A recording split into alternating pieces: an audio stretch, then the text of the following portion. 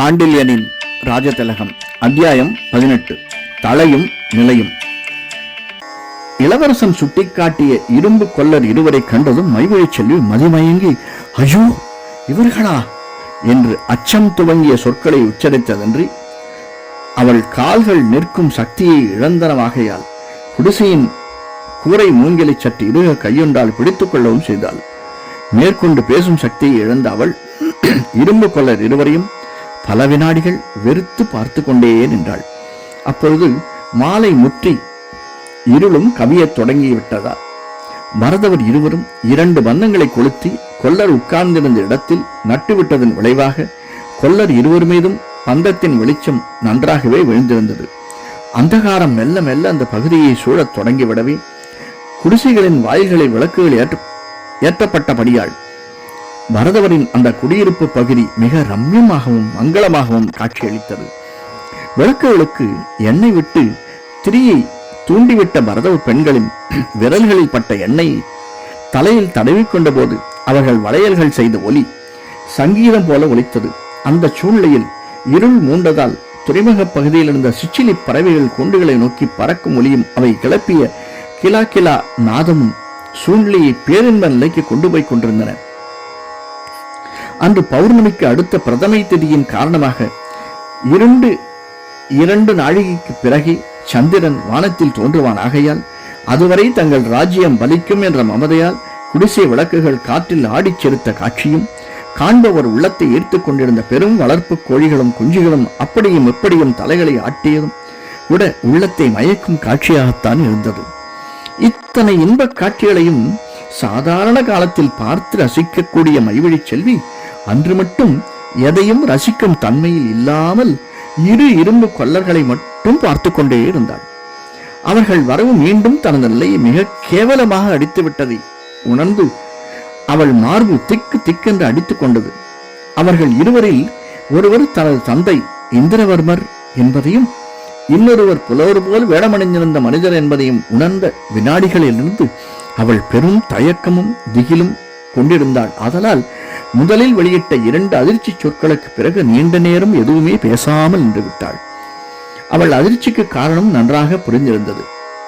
பல்லவ இளவலுக்கு ஏற்கனவே அவளை கேவலமாக பேசி சவுக்குத்தோப்பில் விட்டு சென்ற தந்தையை கண்டதும் அவளுக்கு திகில் ஏற்பட்டதில் எந்தவித ஆச்சரியமும் இல்லை என்பதை உணர்ந்து கொண்டான். ஆகவே அவளை ஆசுவாசப்படுத்தும் நோக்கத்துடன் அவள் மீது தனது கையொன்றை வைத்து, அஞ்சாதே மைவழி, உன் தந்தை உன் நிலையை புரிந்து கொண்டு விட்டார் என்று ஆறுதலும் சொன்னான். அந்த சொற்கள் அவளுக்கு ஆறுதலை சிறிதும் அளிக்கவில்லை. இவர்கள் உங்கள் உத்தரவை நிறைவேற்றவில்லையா என்று மட்டும் கேட்டாள் மைவழி. எந்த உத்தரவை என்று வினவினான் பல்லவேளவல் ஏதுமறியாத போல். கடிகைக்கு செல்லும்படி நீங்கள் இட்ட உத்தரவுதான்.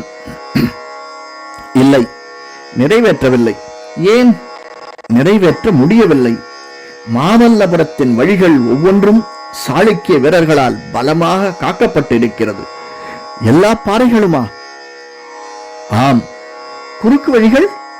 பொதுப்பாதையில் எந்த இடங்களிலிருந்து பார்த்தால் குறுக்கு பாதைகள் தெரியுமோ அந்த இடங்களிலெல்லாம் சாளுக்கிய புரவி வீரர்கள் இருக்கிறார்கள். எந்த இடத்திலும் அவர்கள் கண்ணோட்டம் இருக்கிறது. புரிந்து கொண்டதற்கு அறிகுறியாக தலையை அசைத்தாள் மைவழி. ஒரு முறை சிறிது நேரம் பேசாமல் இருந்து விட்டு வினவினாள். தந்தையை எங்கு சந்தித்தீர்கள் என்று கேட்டாள். எதிர்பார்த்த இடத்தில் தான் சந்தித்தேன் என்றான் பல்லவேளவன். மைவழி சற்று தலையை திருப்பி தனது விழிகளை அவன் விழிகளுடன் கலந்தாள். அப்படியானால் தந்தை கடிகைக்கு போட மாட்டார் என்பது உங்களுக்கு முன்னமே தெரியுமா என்று வினவினாள் அச்சம் கலந்த குரலுடன். பல்லவேளவின் கை குடிசைக்கு உட்புறமாக இருந்த அவளது இடையில் தவிழ்ந்தது. சற்று பின்னடைய முற்பட்ட மைவழியை நோக்கி, பயப்படாதே, வெளியில்தான் வெளிச்சம் இருக்கிறது ஒழிய நாம் இருளில்தான் இருக்கிறோம் என்று தைரியப்படுத்திவிட்டு, மைவழி, உன்னை உன் தந்தையிடம் நான் தூது அனுப்பியதில் முக்கிய காரணம் ஒன்று உண்டு.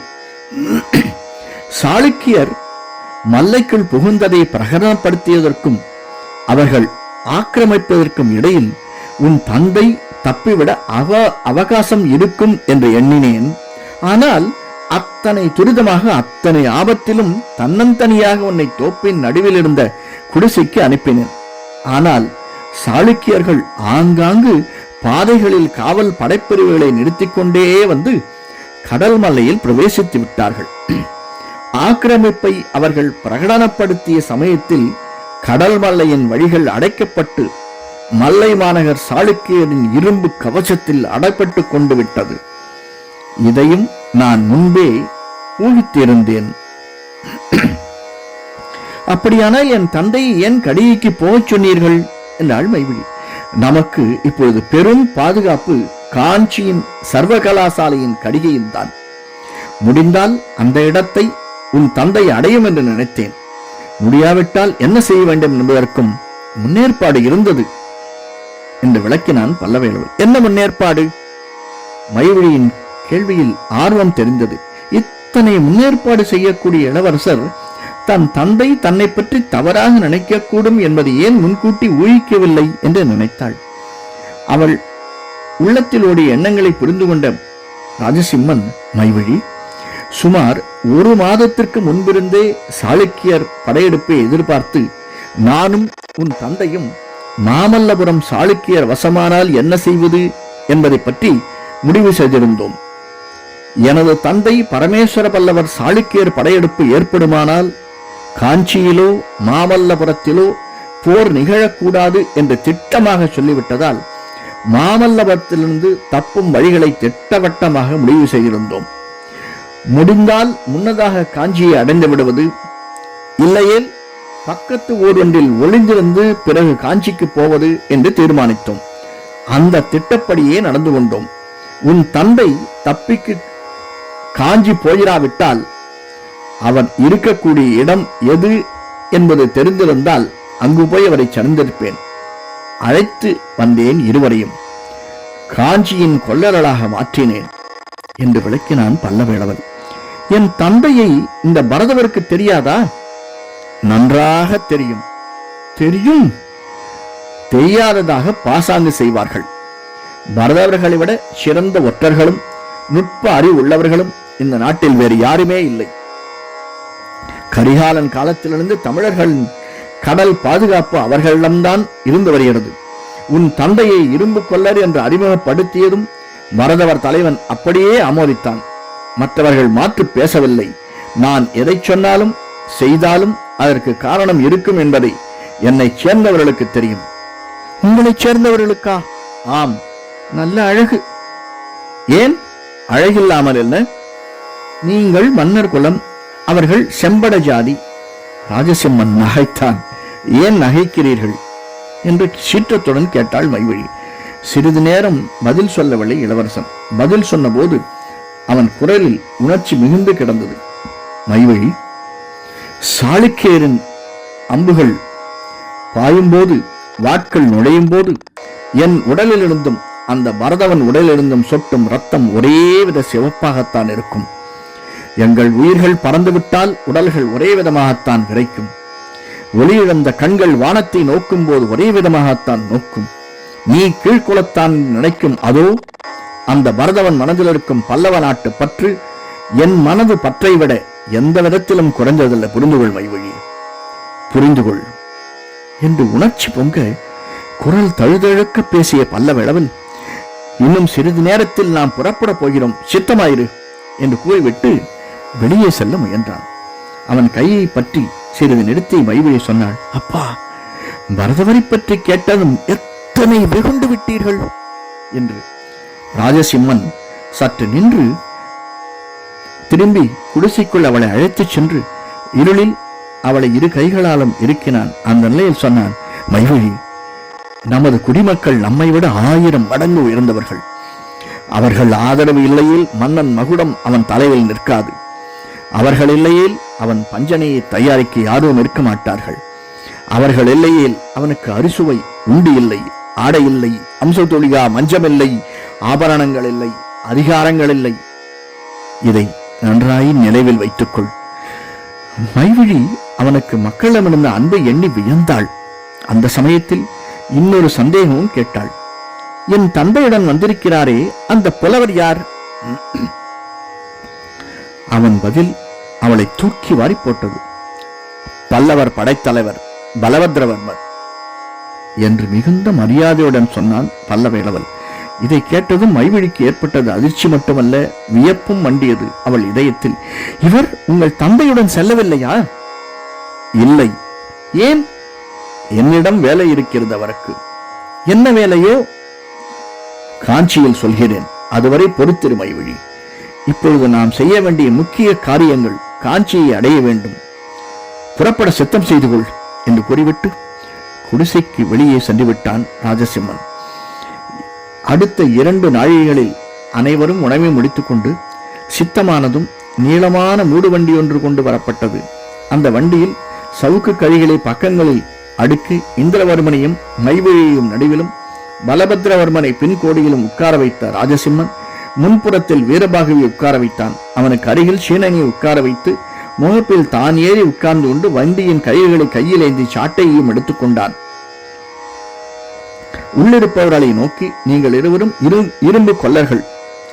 நான் காஞ்சியின் வணிகன், மைவிழி என் மனைவி. காஞ்சியிலிருந்து மாமல்லபுரம் வந்த இந்த கொல்லர்களை சாளுக்கிய மன்னர் உத்தரவுப்படி காஞ்சிக்கு அழைத்து செல்கிறேன்.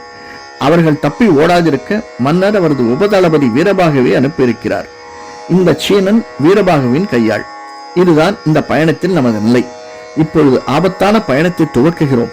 வழியில் யார் வண்டியை மறித்தாலும் நான் தான் பேசுவேன். அதை வீரபாகு ஆமோதிப்பார் என்று திட்டமிட்டான் பல்லவ இளவல். யாங்சின் கையில் மறைத்து வைத்திருந்த மெல்லிய கத்தியை வீரபாகுவின் கண்களின் முன்பாக காட்டினான். வீரபாகு தனது நிர்கதியான நிலையை புரிந்து கொண்டான். தோப்பை ஒட்டி கிடந்த மணலில் சிறிது தூரம் முண்டி முண்டி நடந்த காளைகள் காஞ்சியின் பிரதான சாலையை அடைந்ததும் வெகு வேகமாக பறந்தன. வண்டியோட்டுவதில் பல்லவ இளவலுக்கு இருந்த லாவகத்தை கண்ட மைவிழி பெரிதும் வியந்தாள். இளவரசருக்கு தெரியாத காரியம் எதுவுமில்லை போலிருக்கிறது என்று தனக்குள் சொல்லிக் கொண்டாள். பல்லவ இளவல் சுமார் அரை ஜாமத்திற்குள் அந்த வண்டி முன்னால் சென்று கொண்டிருந்த பொது வண்டியின் கூட்டத்துடன் கலந்து விட்டான். மாடுகளை சற்று திருப்பி முடுக்கிவிட்டு அந்த வண்டி கூட்டத்தின் நடுவில் தனது வண்டியை செலுத்தினான். வண்டிகள் எதிரி வீரர்கள் சோதிக்கப்பட்டாலும் தனது வண்டி நடுவில் இருப்பதில் பயன் இருக்கிறது என்று எண்ணினான் இளவரசன். ஆனால் அந்த ஆசை நிராசை என்பதை காஞ்சியின் பெருமதிலை அடைந்ததும் புரிந்து கொண்டான். அங்கு வண்டிகளை சோதித்துக் கொண்டிருந்தவர்கள் சாளுக்கிய வீரர்கள் மட்டுமல்ல, பல்லவ காஞ்சியின் பெரு வணிகர் இருவர் வண்டிகளை சோதித்து உள்ளே அனுப்பலாம் என ஜாடை காட்டினர். அந்த ஜாடையை அனுசரித்து சாளுக்கிய வீரர்கள் வண்டிகளை ஒவ்வொன்றாக உள்ளே அனுப்பி கொண்டிருந்தார்கள். பல்லவ இளவலின் வண்டி சோதனையை அடைந்ததும் அந்த பெரு வணிகரில் ஒருவன் பல்லவ இளவலை பார்த்து விடவே அவன் கண்களில் அச்சமும் வியப்பும் கலந்து ஏற்பட்டன. அருகில் இருந்த தடுப்பு தலையையும் தனது நிலையையும் அறவே மறந்த அவன் பல்லவ இளவலுக்கு தலையையும் வணங்கிவிட்டான். அதை கண்டு சாளுக்கிய புரை வீரர் இருவர் வண்டியை துரிதமாக நெருங்கினர். இளவரசனை குட்டு வெளிப்பட்டு விட்டதை நினைத்த வீரபாகு இடியென சிரித்தான். அடுத்த வினாடி இளவரசன் நோக்கிய சாளுக்கிய வீரன் ஒருவன் இறங்கு கீழே என்று உத்தரவிட்டான். மற்றொரு வீரன் அந்த உத்தரவை நிறைவேற்றி வைக்க தனது வேலால் இளவரசன் மார்பை தட்டி ஓம் சீக்கிரம் என்று துரிதப்படுத்தவும் செய்தான்.